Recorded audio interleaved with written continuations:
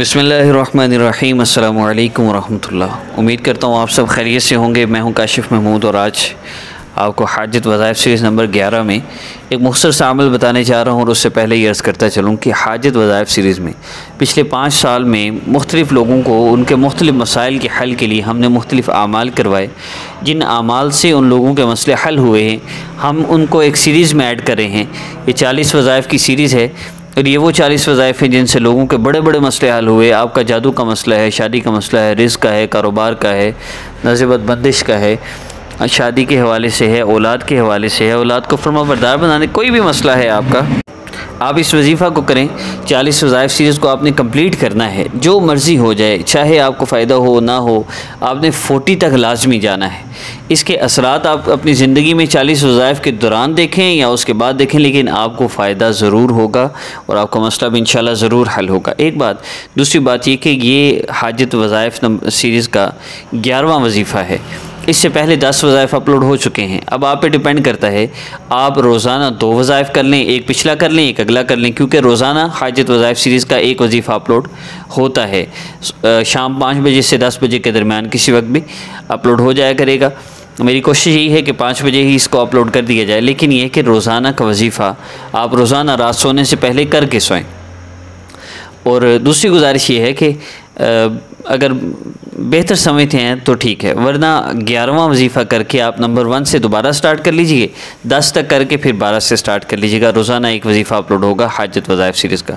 दूसरी गुजारिश ये करनी थी कि ये वज़ाइफ उन लोगों के लिए हैं जो गुनाहों से अपने आप को बचाते हैं, जिनकी ज़िंदगी गुनाहों से खाली है या गुनाह होते हैं तो उन्हें बोझ लगने लगता है, अल्लाह मैंने क्या कर दिया, मुझे ये नहीं करना था। फ़ौरी तौबा करते हैं, अल्लाह रब्बुल इज़्ज़त से माफ़ी मांगते हैं, सुलह करते हैं और गुनाहों से अपने आप को बचाने की कोशिश में लगे रहते हैं। एक तो वो लोग हैं। दूसरे वो लोग हैं जो सिर्फ वजीफ़ों को ही मसले का हल समझते हैं, बस वजीफ़े पे वजीफ़ा किए जा रहे हैं, ना नमाज की होश है, ना गुनाहों को छोड़ने की होश है। वजीफ़ा भी करना है और शाम को सीरियल भी देखना है, तो फिर इनका मसला हल नहीं हो सकता। इनसे गुजारिश ये है, जो बंदा वजीफ़े कर कर के थक गया हो, उसका मसला हल ना हो रहा हो, तो उसको चाहिए कि चेंज योर लाइफ कोर्स, हमारा आखिर में व्हाट्सएप नंबर शो होगा, उस पर रब्ता करके हमसे चेंज योर लाइफ कोर्स करें। ये कोर्स कोई बाकायदा क्लासेस लेने के लिए नहीं होता, बल्कि हमने सिर्फ आपको वॉइस भेजनी है, आपने उसको सुनकर उस पर अमल करना है। और वॉइस सुनने से अमल की तौफीक भी अल्लाह पाक आपको ख़ुद दे देते हैं। तो बहुत आसान है अगर कोई करना चाहे तो। और इसकी मुख्तसर डेफिनेशन ये है कि अल्लाह रब्बुल इज़्ज़त की मोहब्बत, अल्लाह रब्बुल इज़्ज़त का इश्क हासिल करने का आसान तरीन रास्ता ये कोर्स है। जब अल्लाह की मोहब्बत मिल जाती है तो मसले तो ख़ुद बहुत हल होना शुरू हो जाते हैं। अल्लाह रब्बुल इज़्ज़त से दुआ है अल्लाह पाक आप सब के सारे मसलों का हल फरमा दें। अमल की तरतीब की तरफ बढ़ते हैं। रात सोने से पहले आपने 10 दफ़ा इस सूरह मुबारक को या पढ़ लेना है या सुन लेना है। छोटी सूरह है, आपने इसको या पढ़ना है या सुनना है।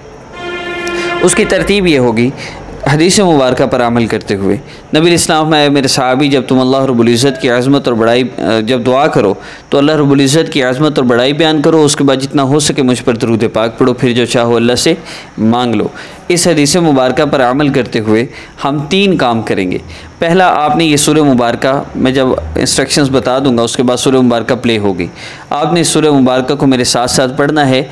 अगर महसूस याम में है तो पढ़ना नहीं, सिर्फ सुन लेना है 10 मरतबा ये सूरह मुबारक सुनकर। उसके बाद आपने दूसरा जो काम करना है वो है दरूद पाक। कम अज़ कम 3 मरतबा आपने दरूद पाक पढ़ना है और उसके बाद आपने अल्लाह रब्बुल इज़्ज़त से दुआ करनी है। जब आप दुआ कर लें तो फिर हदीस मुबारक का मफ़हूम है वो दुआ अल्लाह रब्बुल इज़्ज़त के यहाँ पहुँचती ही नहीं जिसके शुरू आखिर में दरूद पाक ना हो। आपने आखिर में 3 मरतबा फिर दरूद पाक पढ़ लेना है। इंशाअल्लाह बड़े से बड़ा मसला भी आपका हल होगा। मैं 100% गारंटी देता हूँ उन लोगों को जो चेंज योर लाइफ कोर्स करते हुए इन 40 वज़ाइफ सीरीज़ को कर लेंगे। मुझे अल्लाह की ज़ात आली से यकीन है इंशाअल्लाह उनका मसला ज़रूर हल हो जाएगा। तो आइए कुरान पाक की तिलावत का आगाज़ करते हैं। अपनी वालदा का नाम तस्वीर किसी को ना दें जो आपसे कहता है जादू नज़रबद बंदिश है। ऐसे लोगों से हरगिज़ रब्ता न करें, कोई आपका मसला हल नहीं कर सकता अल्लाह पाक के सिवा। तो अमल की इजाज़त के लिए चैनल को सब्सक्राइब कर लीजिए अगर आपको सब्सक्राइब करना आता है, वरना वैसे भी इस अमल को कर सकते हैं। आइए आगाज़ करते हैं। अस्सलामु अलैकुम वरहमतुल्लाह। बिस्मिल्लाहिर्रहमानिर्रहीम। लिइलाफि कुरैश इलाफिहिम रिहलतश शिताइ वस्सैफ فليعبدوا رب هذا البيت الذي أطعمهم من جوع وآمنهم من خوف. بسم الله الرحمن الرحيم. لإيلاف قريش إيلافهم رحلة الشتاء والصيف فليعبدوا رب هذا البيت الذي أطعمهم من جوع وآمنهم من خوف. بسم الله الرحمن الرحيم. لإيلاف قريش إيلافهم رحلة الشتاء والصيف فليعبدوا رب هذا البيت الذي أطعمهم من جوع وآمنهم من خوف. بسم الله الرحمن الرحيم. لإيلاف قريش إيلافهم رحلة الشتاء والصيف فليعبدوا رب هذا البيت الذي أطعمهم من جوع وآمنهم من خوف. بسم الله الرحمن الرحيم. لإيلاف قريش إيلافهم رحلة الشتاء والصيف فليعبدوا رب هذا البيت الذي أطعمهم من جوع وآمنهم من خوف. بسم الله الرحمن الرحيم. لإيلاف قريش إيلافهم رحلة الشتاء والصيف فليعبدوا رب هذا البيت الذي أطعمهم من جوع وآمنهم من خوف. بسم الله الرحمن الرحيم.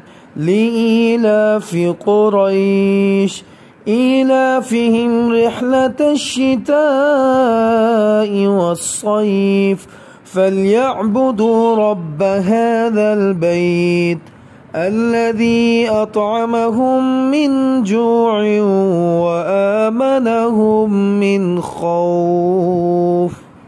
بسم الله الرحمن الرحيم. لإيلاف قريش إيلافهم رحلة الشتاء والصيف فليعبدوا رب هذا البيت الذي أطعمهم من جوع وآمنهم من خوف. بسم الله الرحمن الرحيم.